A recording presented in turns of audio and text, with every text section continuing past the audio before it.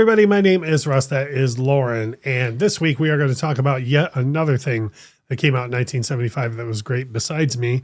And Lauren is going to talk about some great singles from the year 1975. Now, you covered a lot of great albums from 75. And me personally, the moment 1975 pops into my head, I start listing off great albums. So when you said singles, I was like, oh, yeah, I guess there would have been great singles from that. But what I like about this, though, is the singles that you picked. I don't think any of these are from albums you picked from I did that on purpose. Well done. You know, because well played, lady music person. So the first one on my list is actually, I believe, the number one single of 1975. It's Rhinestone Cowboy, Glenn Campbell.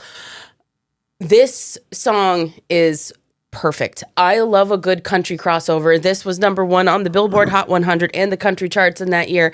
And it is like the perfect song for Glenn Campbell. You know what I like about, well, first of all, whenever anybody even says the words Rhinestone, I hear Rhinestone Cowboy. Like I hear it in my, like, what a catchy. So good. I love his voice in the verses. The long way. Like when he goes down, I just think it's so perfect. And like, what's fun for me is this is a cover, right? And he heard the original version of this song while he was on tour in Australia in like 73, 74. And he liked it because he related to the lyrics. So he taught himself to play it. Then he got back to the States after that tour and his management was like, hey, we want you to hear this song, Rhinestone Cowboy. We think it might be good for you. And he's like, wait. Yeah, he's like, guess what? I know that. That's fun. The only other thing I was going to say was you had mentioned, it was a big crossover hit.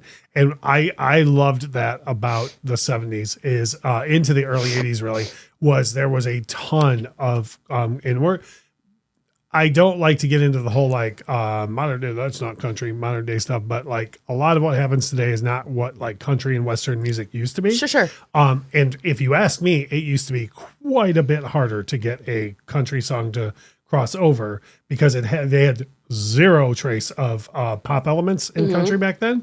Whereas now a lot of country, you could just hear it and be like, oh, that's a pop song. Like this is not a pop song. Right. And it ended up being such a huge crossover hit and the number one single of the year in the midst of all this great stuff, including what you're going to continue on. Yeah. So like what a great accomplishment. Yeah. Oh, for sure. So like the next one on my list is You're No Good by Linda Ronstadt. And I will fully admit that I'm cheating a little bit. This was a big single early in 75. It was released really late in 74, but it was huge. Yeah. I always wonder about that too. Like whenever the single was a hit, I guess to me, I'm Lucy on two of these on this list, but I'm also like, you know what? I'm making the rules here. Well, I guess at the end of the day, if it's on the Hot 100 for the end of the year or whatever, then that's the year. Let's count it, right? Sure. And so Linda Ronstadt, You're No Good. And this is yet another cover, right? Because this was a song that was released a couple of times in the 60s. And Linda and her band had actually been performing it as part of their live shows in like 72, 73. And it took her until late in 74 to actually like put it down on a record. And for me, this is one of the definitive Linda Ronstadt songs because it's just, I like her getting a little like tougher. No, because her voice is so sweet. Yeah, I know. That's exactly what I was going to say. Like for me, a song like Blue Bayou gets its, air of mystery from her voice because she can sing so sweet, but also like, maybe that woman's up to something, you know? And this song is like a good showcase for when she means something. Yeah. Yeah. The next one is 10cc. I'm Not in Love. Yes. So this a song I feel gets forgotten about a lot. And I feel like it gets discounted as just a soft rock song. If you really pay attention to 10cc's I'm Not in Love, because first of all, 10cc, they were very much an art rock band that would put songs out like this that would just get mistaken as pop fluff. But the song is so incredibly like complex, the oohs and ahs that you hear throughout the entire thing.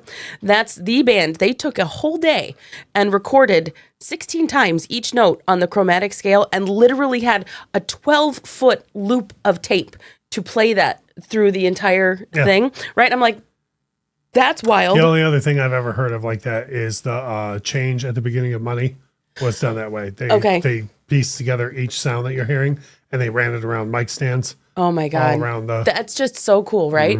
And it's a certain amount of creativity that you'll never get again. yeah, because everything you can do with a button now. Yep. But like, I'm not in love. Do you think you're gonna get a love song on to into the top 5 called "I'm Not in Love"? Yeah. Right. But if you really listen to the lyrics of the song, and I think that's the main reason why this has made this list for me is it's about how at the time, and I would argue still today, like the word love gets overused in pop music to the point where it's lost its meaning. Oh yeah. So lyrically, especially at that time. right. So like lyrically, this song is saying like I'm not in love, but here's all of this other stuff that like basically illustrates that I am. Right. And I'm just like, you don't get more creative than that. No, I agree. The next one that you have definitely has gone through resurgences over the years. Like I want to say probably within the past, I don't know, 10 years ago or 10 years or so, it's had another resurgence. So yeah, Jackie Blue by the Ozark Mountain Daredevils. I just have like a soft spot for this song. I love it so very much. This is the only real hit from the Ozark Mountain Daredevils. They didn't put anything out even remotely like this. This is the first track that has vocals by their drummer. And they were kind of reluctant to do so because they were like, you sound a little too Beach Boys for us. Yeah. And like our regular vibe, but that's why this charted. And fun fact, lyrically, they got the inspiration for this song from their drug dealer who they were kind of musing. They were like, we never see him during the day. that's great. That's very funny. So Yeah. Well, that's a good origin story for the song. That's for sure. The last one that you have on your list is actually, and this is completely coincidental. This song is going to appear on 2 videos in a row. It will be on this video, and a completely different version of it will be on our video next Thursday.